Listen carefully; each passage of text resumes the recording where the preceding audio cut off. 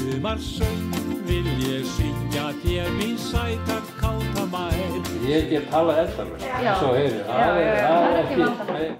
Alveg ætti á sumarsöng, þarf að syngja meðan sumartíminn allir út að skemmta sér sem að Á Minjasafninu á Akureyri skemmtileg og lifandi sýning tónlistarsögu bæjarins. Það sena innst í rýminu þar sem búið að stilla upp ballhljómsveit en þar á ferðinni húshljómsveitin á Hótel Kea.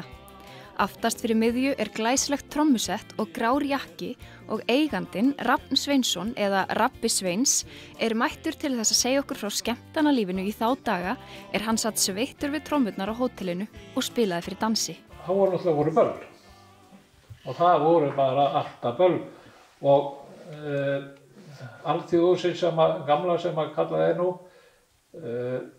þar spilaði hljómsveit Ingimars, svo Sjálfstæðishúsið tekið í gagnið, eða sjálfinn, og þá fer hljómsveit Ingimars þangað.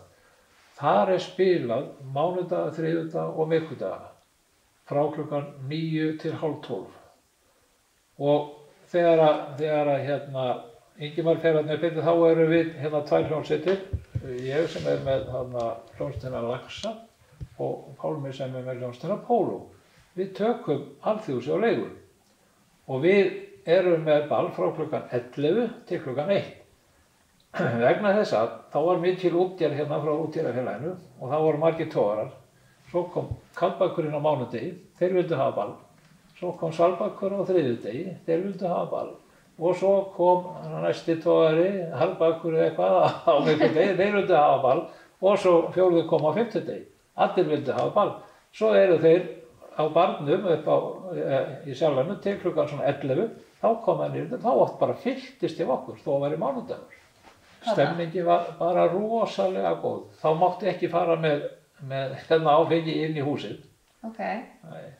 En það var semst bara í Sjallanum og fólk mátti drekka inn í Sjallanum? Já, þá drakk það þar og svo kom það inn. Það var bara líka í Alþjóðhúsinu? Nei.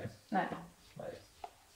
Það hafði ekki vinnutengarleyfi, en menn voru náttúrulega svo sem ekki að láta það stoppa sig, þeir reyndu að komast inn með flöskur og svo voru litlir gluggar á húsinu og þar á meðal var einn aftan við mig þar sem ég satt og landist og það var stundum bákað í gluggan og ég sneri mig við, þá var einhver að lauma einhverjum pela eða eitthvað.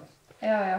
En það voru nánast undantekningarlaust voru þetta mjög góð böll og fólk dansaði, það bara dansaði alveg á fullu. Og við svo komu helgarnar og þá þvældum við eitthvað út á land. Þá tíkaði það fór engin hljómsveit af stað öðruvísi en við erum búin að fá sér jakka. Já, það eru staðbúnaðir. Já, flest allir svona í svörtum buxum og í jakka. Það datt engum í hug að fara upp á scenu og fara að spila bara kannski í ból eða eitthvað svoleiðis. Eins og tíkast í dag. Flottur jakki, flottur jakki, ég átti lakkrísbindi og skyrtan var skjanna hvít. Svo þarna trommusett sem að ég átti, sem að ég kaupi 1963. Staði 37.000 krónur, sem var stórpenningur í þá daga. Því að ég keypti mig bíl seinna og hann kostaði 10.000. Það var ekki nýr. En kaupaði þetta fyrir 37.000 og þá voru að fá 600 krónur á mann fyrir ballið. Að ég var í 10 ár sem ég satt inn í horninu þarna á Hótel Kea og spilaði þar á trommur. 10 ár takk fyrir. Stundum var ég svo rosalega orðinn þreyttur á þessu þegar ég kom heim, 1:50. Þá var ég komin heim á nóttunni að ég vaknaði og stundum konan og sagði nú ég hættur.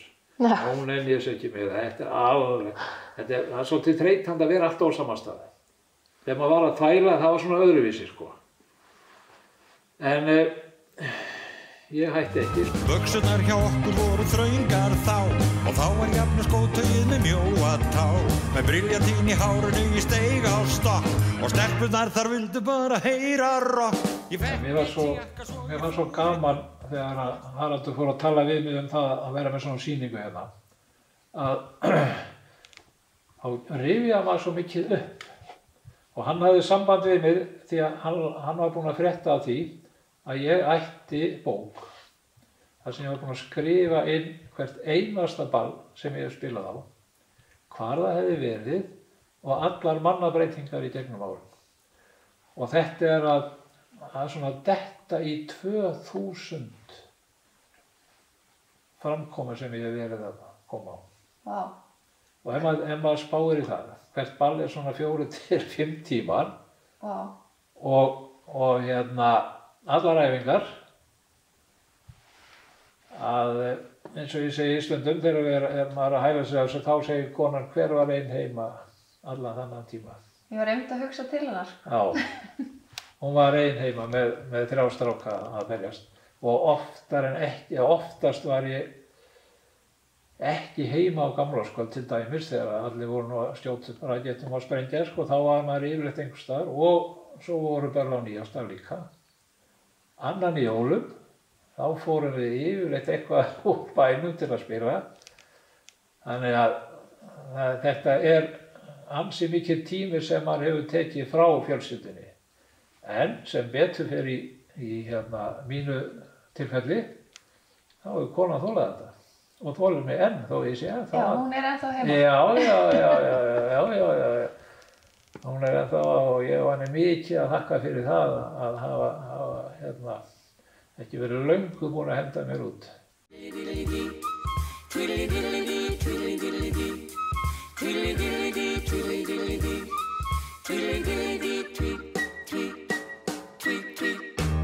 Og mér svo gaman að ég núna við höfum verið að koma saman svona 5-6 svona gamli jálkar og höfum verið að spila út á Lögmaðslíð, dvalarheimili fyrir aldraðara, frá því að opnaði. Og það er svo gaman að því þegar fólki segir við okkur þegar við erum hættir, það er svo gaman að heyra þessi gömlu lög. Þá erum við að tína upp gömlu lög sem eru svona frá þeim tíma sem við erum að byrja að spila svona í kringum 1960. Er þá eitthvað verið að rifja upp svona gamla góða sögur og... Já.